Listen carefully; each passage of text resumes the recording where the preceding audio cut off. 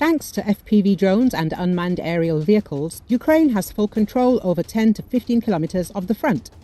This was stated by the commander of the reconnaissance unit of the Armed Forces of Ukraine, Denis Yaroslavsky, on air at Ranok.LIVE. According to him, Russia is actively redeploying its reserves, especially after the defeat of North Korean mercenaries in the Kursk direction. The situation there is extremely difficult for the enemy. Russia is not made of rubber either. They are transferring reserves. They have a problem in the Kursk direction now with the North Koreans. They have a difficult situation. They are transferring reserves, trying to redeploy them to the hottest directions. That is, we understand where they are not a priority now. The Kharkov direction is not a priority. They are trying to storm something there in small groups, but it is simply dying every day, he said. The Pokrovskoye direction, as Yaroslavsky noted, is a priority for Russians. And now, under the leadership of Drapati, there have been some rather interesting counteractions. The war has changed so dynamically that, thanks to FPV drones and drones in general, we control the operational depth of about 10 to 15 kilometers completely. That is, everything that flies into this perimeter is immediately destroyed. Any equipment, because the sky is constantly monitored 24/7, and they pulled their equipment back to a distance of 20 kilometers and further, because they are afraid not even of artillery, they are afraid of pilots, the commander said.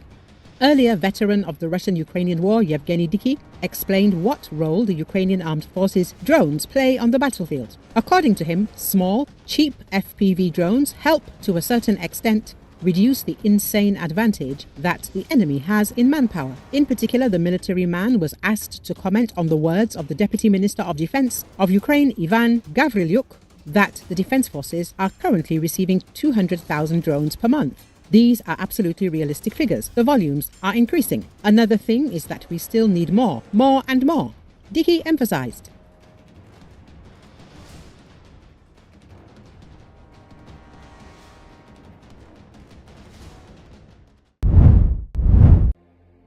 California is bracing for an atmospheric river that could flood areas ravaged by the recent wildfires. Authorities in the state issued a voluntary evacuation warning for areas in Orange County, southeast of Los Angeles, that were affected by a wildfire last year over concerns about potential debris flows during an upcoming storm. The warning for Trabuco Canyon and other areas near the burn scar for the airport fire takes effect Thursday. County officials said roads may be closed and urged residents to be prepared should a mandatory evacuation order become necessary. According to Associated Press, the biggest threat was to the Los Angeles area, where hillsides burned bare by last month's devastating wildfires could let loose with torrents of ash, mud and vegetation. Crews spent the week setting up barriers in affected neighborhoods and clearing debris basins. Evacuation warnings were issued for residents in scorched areas. More than 700,000 sandbags have been arranged across central and southern California. According to the State Department of Water Resources, a stretch of the Pacific Coast Highway near the Palisades fire burn scar was closed as a precaution. Well, I'm definitely worried about the debris flow. Worried that, we obviously haven't been able to move all the debris, and the idea that the rain and then the scarring on the hillsides. So I'm concerned about mudslides throughout the city, because this is going to impact the whole city. But debris flows when it comes to the Palisades, said Los Angeles Mayor Karen Bass. Los Angeles resident Susan Casamasama echoed the mayor's concerns. Worried about the debris flow. PCH with those hills coming down, wherever in the hills the fires were, she said. That there could be a lot of mud sliding and that a lot of toxicity is going to pour down this hill into the ocean, agreed Los Angeles resident Michael Shillab. Light rain began falling Wednesday in Southern California, and more than 10,000 customers lost power.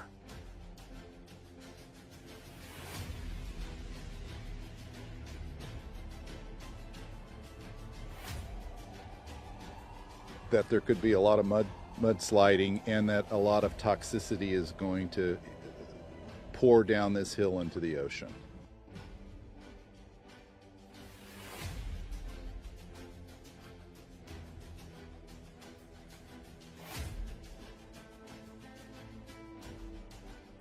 Well, I'm definitely worried about the debris flow, worried that, we obviously haven't been able to move all the debris, and the idea of the rain and then the scarring on the hillsides. So I'm concerned about mudslides throughout the city, because this is going to impact the whole city, but debris flows when it comes to the Palisades. You're worried about the debris flow. PCH with those hills coming down, wherever in the hills the fires were. I don't think my worrying's going to help much, so we're just going to deal with it as it comes.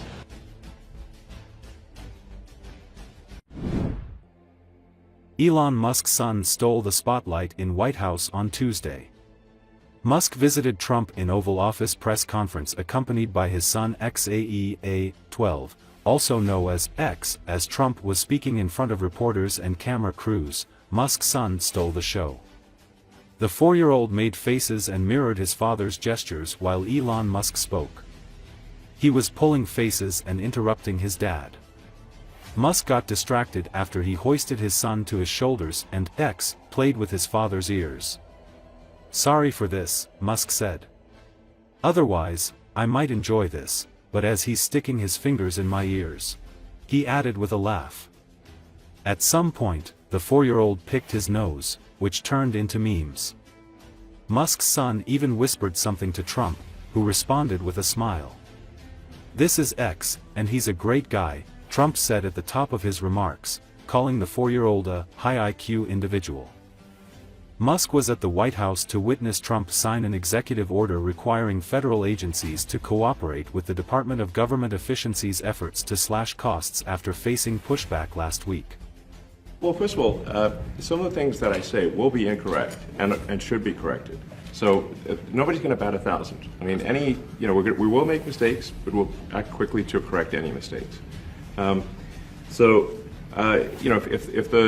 not sure we should be sending $50 million worth of condoms to anywhere, frankly. I'm not sure that's something Americans would be really excited about. And that is really an enormous number of condoms, if you think about it. If it went to Mozambique instead of Gaza, I'm like, okay, that's not as bad, but still, why are we doing that?